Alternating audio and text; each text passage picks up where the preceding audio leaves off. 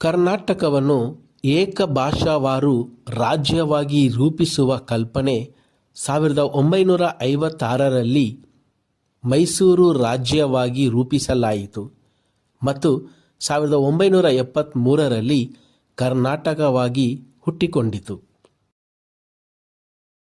ಏಕೀಕರಣ ಚಳುವಳಿ 1920ರಲ್ಲಿ ಧಾರವಾಡದಿಂದ ಶುರುವಾಯಿತು. ಆಲೂರು ವೆಂಕಟರಾವ್, ಗಂಗಾಧರ ದೇಶಪಾಂಡೆ ಇಂತಹ ಪ್ರಮುಖ ನಾಯಕರು ಸಾಹಿತ್ಯದೊಂದಿಗೆ ಸೇರಿಕೊಂಡರು. 1924ರಲ್ಲಿ ಮಹಾತ್ಮ ಗಾಂಧೀಜಿಯವರ ನೇತೃತ್ವದಲ್ಲಿ ಬೆಳಗಾವಿ ಕಾಂಗ್ರೆಸ್ ಅಧಿವೇಶನದಲ್ಲಿ ಈ ಏಕೀಕರಣ ಚಟುವಟಿಕೆಗಳು ಬಲಗೊಂಡವು. 1953ರಲ್ಲಿ ರಾಜ್ಯ ಪುನರ್ವಿಂಗಡನಾ ಆಯೋಗವು ಭಾಷಾವಾರು ಪ್ರಾಂತ್ಯಗಳನ್ನು ರಚನೆ ಮಾಡುವಂತೆ ಶಿಫಾರಸು ಮಾಡಲಾಯಿತು.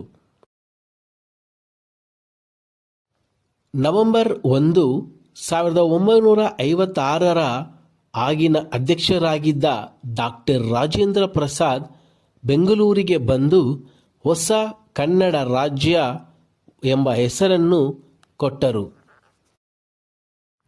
ನಂತರ 1 ನವೆಂಬರ್ 1973ರಲ್ಲಿ ಕನ್ನಡ ಭಾಷೆ ಕರ್ನಾಟಕವನ್ನು ರೂಪಿಸುವ ಬಂಧಾಂಶ ಅಂಶವಾಯಿತು.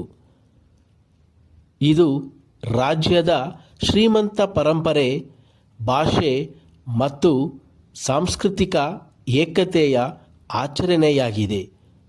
ಉದಯವಾಗಿದೆ ನಮ್ಮ ಚೆಲುವ ಕನ್ನಡ ನಾಡು. ಕನ್ನಡ ರಾಜ್ಯೋತ್ಸವದ ಶುಭಾಶಯಗಳು.